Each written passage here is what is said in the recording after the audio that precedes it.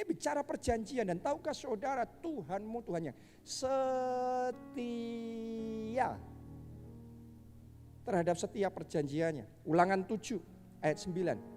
Sebab itu haruslah kau ketahui bahwa Tuhan Allahmu, Dialah Allah, Allah yang setia. Wow, ini penting nih. Oke, karena kalau orang buat perjanjian gak setia ya percuma. Oke, Dia Allah yang setia, yang memegang perjanjian. Siapa bilang Tuhan gak pegang perjanjian? Siapa bilang perjanjian cuma ada di perjanjian lama? Perjanjian baru itu perjanjian. Sepanjang Alkitab perjanjian. Dan Allah setia memegang perjanjian. Dan kasih setianya terhadap orang yang kasih kepadanya. Kasih kepadanya. Anda mengasihi Tuhan gak? Atau hanya mengasihi diri sendiri? Punya Tuhan untuk diri sendiri. Yang penting kita diberkati, yang penting kita diselamatkan, yang penting kita. Tapi ini waktunya kita mengasihi Tuhan. Tuhan. Jiwa-jiwa bagi Tuhan. Kerajaan Allah diperluas. Menyenangkan hati Tuhan. Berkenan di hadapan Tuhan. Itu mendirikan mezbah dan mempersembahkan korban bagi Tuhan. Wow. Tuhan setia dalam janjinya. Memegang perjanjian dan kasih setianya terhadap orang yang kasih kepadanya. Dan berpegang pada perintahnya sampai kepada beribu-ribu keturunan. Jadi kalau Anda berpegang sama perintah Tuhan dalam perjanjian itu, ada dealnya kan, bagian harus kita lakukan.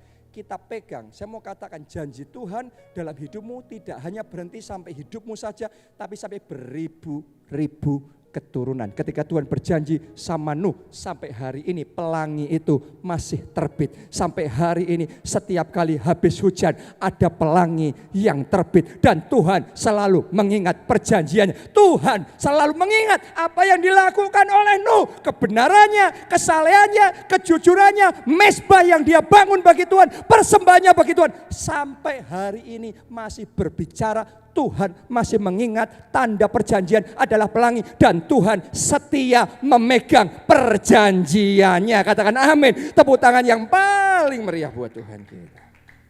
Haleluya. Dan kalau Tuhan setia memegang perjanjiannya, Anda bisa tenang.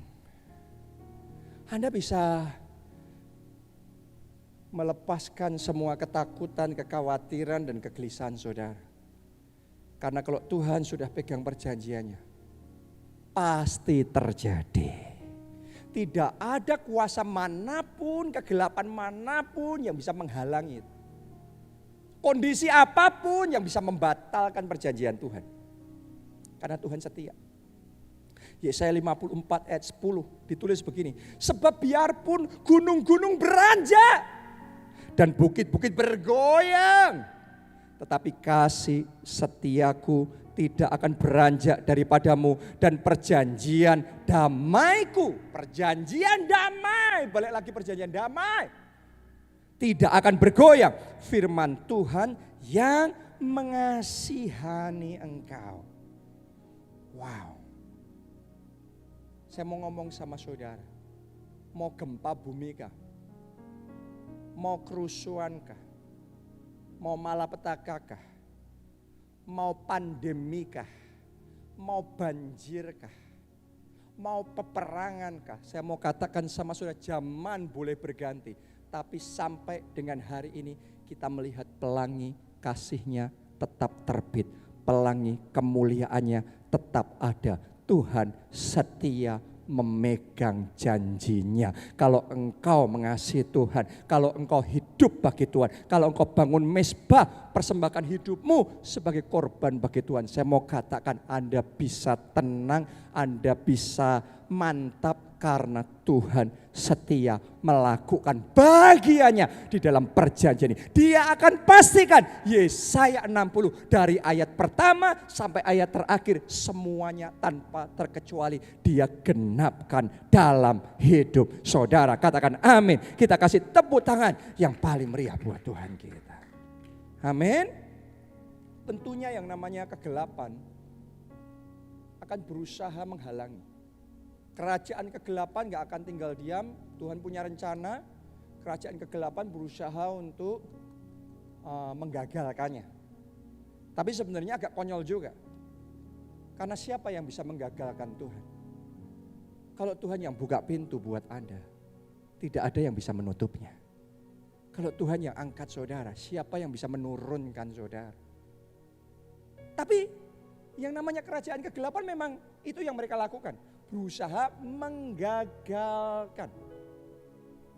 Tuhan Yesus lahir ke dunia saja, punya misi yang besar mencari dan menyelamatkan yang terhilang, menegakkan kerajaan Allah di muka bumi, itu misi apostolik.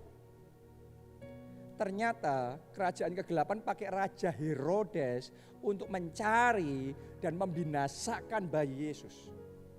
Coba Anda renungkan. Jadi yang namanya kerajaan kegelapan, ya itu yang mereka coba lakukan. Membinasakan, mencuri, membunuh, membinasakan, berusaha menggagalkan rencana Tuhan. Tapi saya mau ngomong begini sama saudara, kalau Tuhan sudah buka pintu, tidak bisa ada orang yang menutupnya. Kalau Tuhan yang mau mengerjakan perjanjiannya, iblis boleh menghalangi. Tapi perjanjian Tuhan pasti terjadi.